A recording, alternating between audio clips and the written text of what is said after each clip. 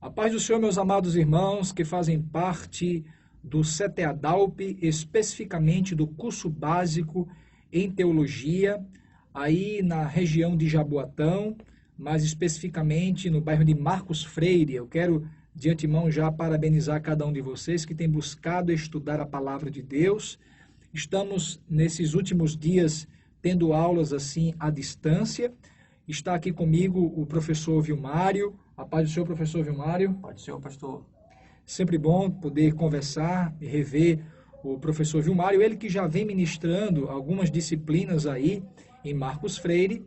E nesse início de mês de abril, iremos iniciar uma nova disciplina, uma disciplina muito importante, que é a disciplina de apologética. E queremos já estimular cada irmão, a cada irmã que não desista, continue, mesmo em meio a essas dificuldades.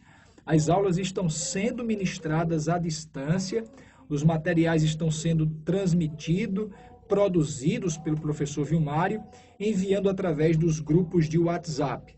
Mas muito bem, estamos aqui nessa videoaula, que é uma aula inaugural, podemos dizer assim. Eu queria perguntar ao professor Vilmário, fique à vontade para responder aí aos alunos.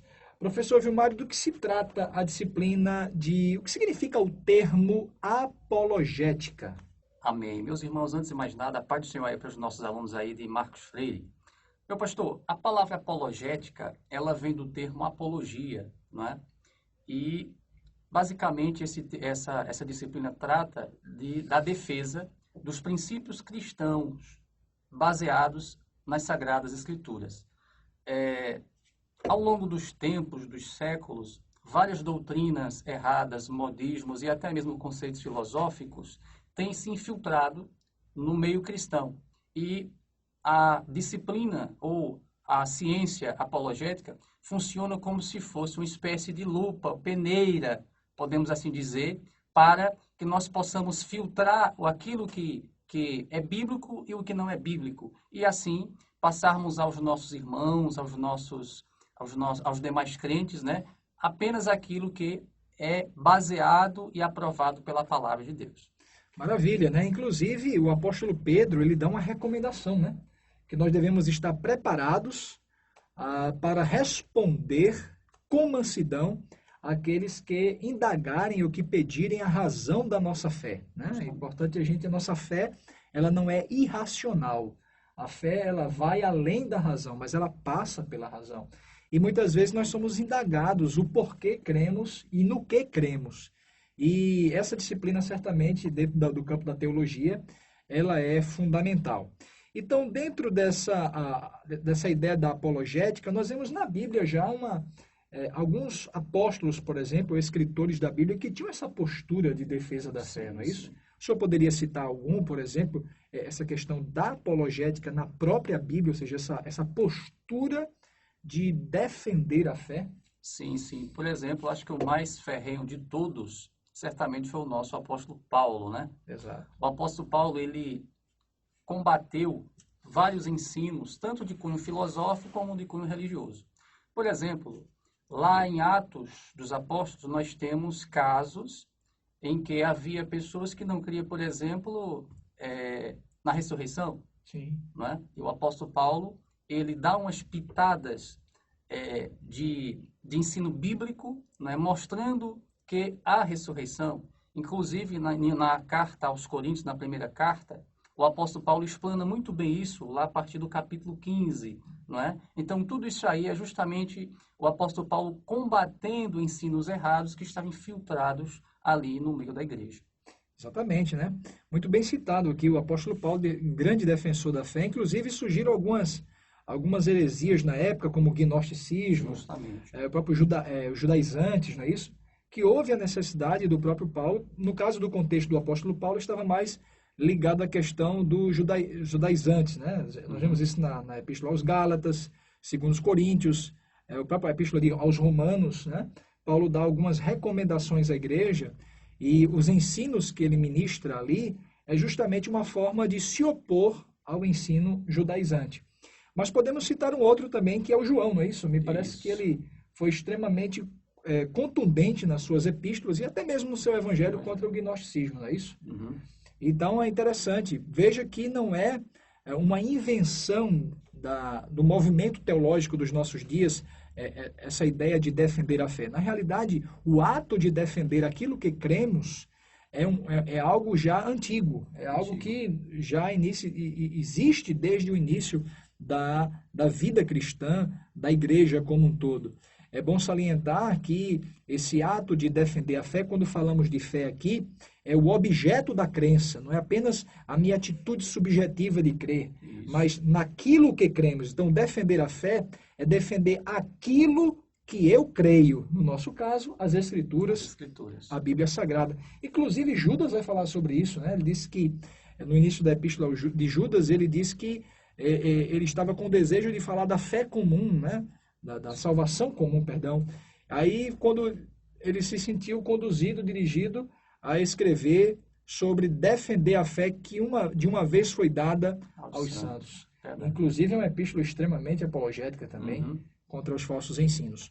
Muito bem, professor Vilmário, mas no nosso contexto aqui de apologética, nos nossos dias, em pleno século XXI, quais seriam os temas assim que o senhor gostaria de elencar nessa disciplina que faz parte dessa disciplina? Acredito que os alunos já estão curiosos. O que é que eu vou aprender?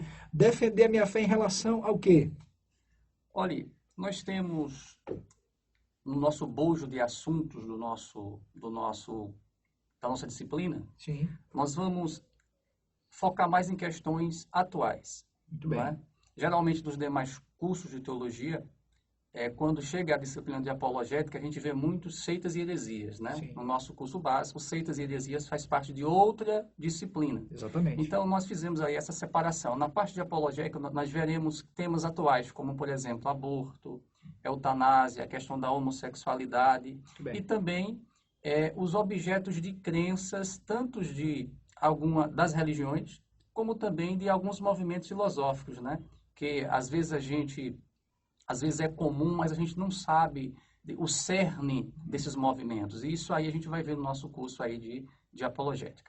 Muito bem, olha só que coisa interessante, né? São temas relevantes para o nosso dia a dia. Inclusive, eu acho interessante essa questão da apologética, porque alguns dividem a apologética, existe o método, né, pressuposicionalista, não é isso? E o método evidencialista. Existe essa... O senhor tem alguma preferência em relação a um método? O senhor acha que é interessante usar esses dois métodos? O que é que o senhor entende? Antes de qualquer coisa, seria até bom se o senhor explicar, se o senhor puder e desejar agora, ou quer deixar a surpresa, fica aí a critério do senhor. Mas o senhor poderia falar sobre o que seria a apologética evidencialista e o que seria a apologética, no caso, pressuposicional. Na verdade, são em torno de 5 métodos que são bem divulgados aí sim, sim. No meio dos apologetas, né? Que eles gostam aí de fazer essa divisão mais para fins didáticos, assim, a gente pode dizer. Sim. E muitas das vezes até uma mistura desses métodos, né? Em uma defesa aí. O método evidencional, ele parte mais da evidência, né? Dos fatos concretos para basear, no caso, a defesa daquilo que é objeto de estudo naquele momento. Esse método, ele usa várias evidências de várias áreas, né? Ele pode usar a lógica, né? Tem coisa que, por exemplo, eu não tenho uma prova concreta, mas eu tenho uma prova lógica. Sim. Um exemplo, Exato. Como é que eu vou provar que a consciência existe se eu não posso testar no laboratório? Exatamente. Então, lógico, isso aí, eu não posso usar isso pelo método científico, levando a consciência para um laboratório. Né? Não tem como a gente tocar, palpar, né? Mas a gente, pela evidência lógica, a gente sabe que há a consciência, né? Outro método que se usa muito pelo método, aliás, outro suporte muito bom ao método evidencional é a evidência histórica. Sim, perfeito. Eu acho que é uma das mais usadas no campo bíblico, onde a gente pesquisa cidades, lugares, pessoas, culturas. Tudo isso ajuda é um suporte de evidência para provar certas passagens ou até mesmo doutrinas bíblicas em algumas situações. Inclusive, me permita atrapalhar, dentro dessa questão da evidência histórica, né, do campo da história, para corroborar com a apologética evidencialista ou evidencional, como alguns dizem, dentro da história tem a questão da arqueologia, né? Arqueologia. Porque outra. muitas vezes, por exemplo, já chegaram a dizer que a cidade de Jericó não existia. Isso. Até durante muito tempo, de repente se encontrou numa escavação arqueológica a cidade de Jericó. Agora sabemos que a cidade de Jericó existe, mas nós já sabíamos há mais tempo porque cremos na Bíblia. Né? Na Bíblia. Verdade. Então, a história pode ajudar, a lógica, me parece que também a biologia, não é isso? Biologia. Na verdade, todas as ciências, né, elas... A boa ciência, eu posso assim dizer, a boa ciência, ela sempre consubstancia aquilo que a Bíblia diz. Né? Na verdade, a ciência não diz nada. Quem diz são os cientistas. Então, olhando para as evidências científicas, a maioria esmagadora delas irá apoiar o que as Escrituras dizem. Que maravilha. Foi muito boa essa sua colocação, professor Vilmário, porque às vezes a gente escuta, até pode estar ouvindo aí também algum jovem, né? Talvez até uma pessoa que não é aluno do nosso CTA DALP, seja bem-vindo a esse vídeo também, que está aí disponível no YouTube, no nosso canal. Às vezes se tem aquela ideia de que, não, o ser bíblico não é ser científico. E o ser científico é não ser bíblico, ou seja, se de repente alguém concorda com a ciência, abraça a ciência, logo ele tem que abrir mão da Bíblia, e isso não é verdade. Isso não é verdade. Inclusive existiram cientistas cristãos que criam na Bíblia, como Isaac Newton, Pascal e tantos outros, não é isso? Justamente. Inclusive até as primeiras universidades, escolas passaram a aparecer e se difundir no mundo justamente a partir dos cristãos. Maravilha. Olha aí como é interessante pegar esses argumentos que possam evidenciar a nossa fé dentro da própria ciência. Então, isso seria a apologética, alguns chamam de evidencialistas ou apologética evidencional. Muito bem, qual seria uma outra divisão da apologética? O outro que o senhor citou aí é o método pressuposicional, né? Sim. Ele é bem interessante. O próprio método, ele já vai dizer o seguinte, né? Ele prega, vamos assim dizer, que antes de eu formular, de eu cravar algo como verdade, eu tenho que partir já de uma preconcepção. Sim. Por exemplo, para eu provar que Deus é real e verdadeiro, certo, eu tenho que crer que Deus é real e verdadeiro. Então, a base do meu argumento vai ser essa crença, né, que eu estou ali pressupondo. Muito bem, realmente, de fato, professor Vilmário, esses dois ramos, essas duas divisões da apologética nos chamam muito a atenção.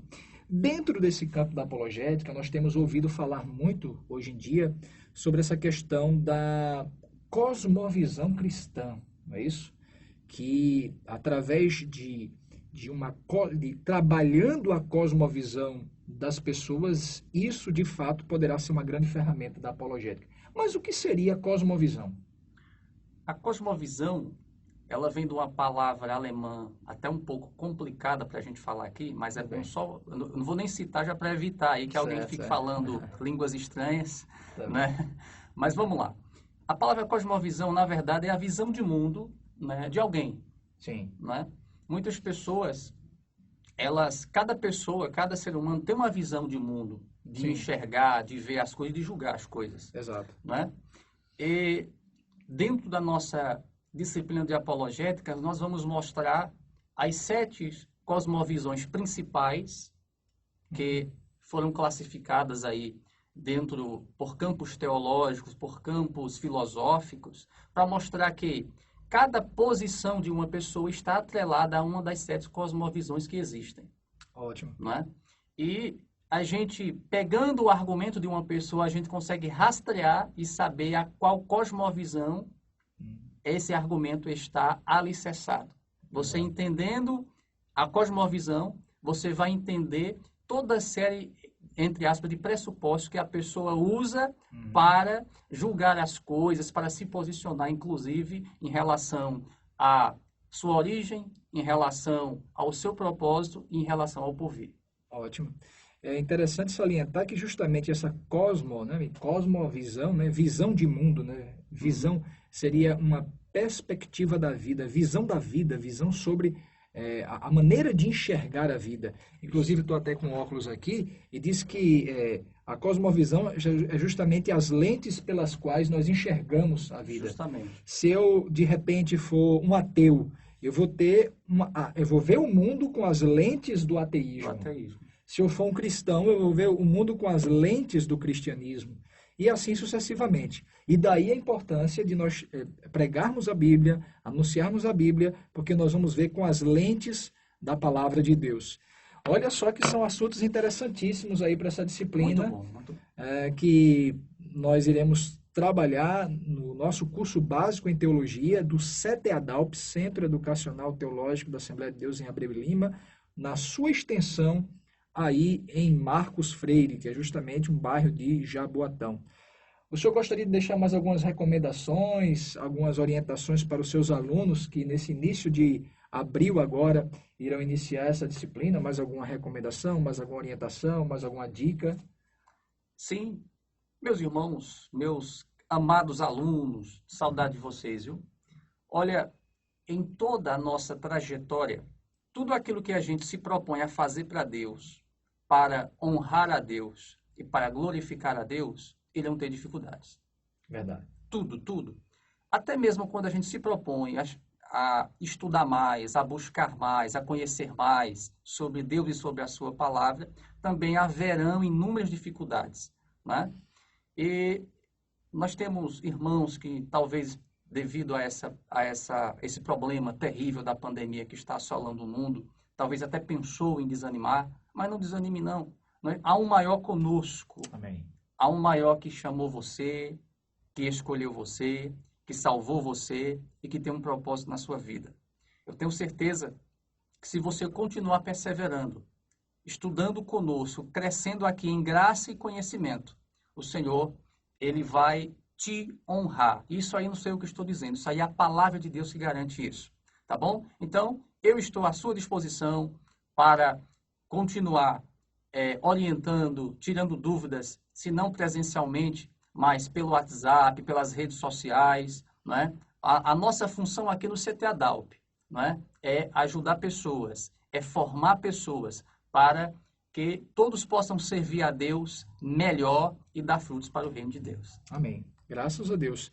Então, que Deus te abençoe. Bem-vinda a mais uma disciplina desse curso básico em teologia. Logo, logo tudo isso vai passar e nós estaremos mais uma vez juntos em sala de aula.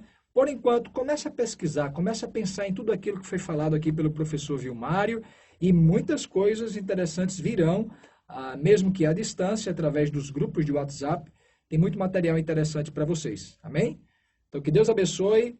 Até a próxima aula, seja ela à distância, seja ela presencial. Amém. Deus abençoe.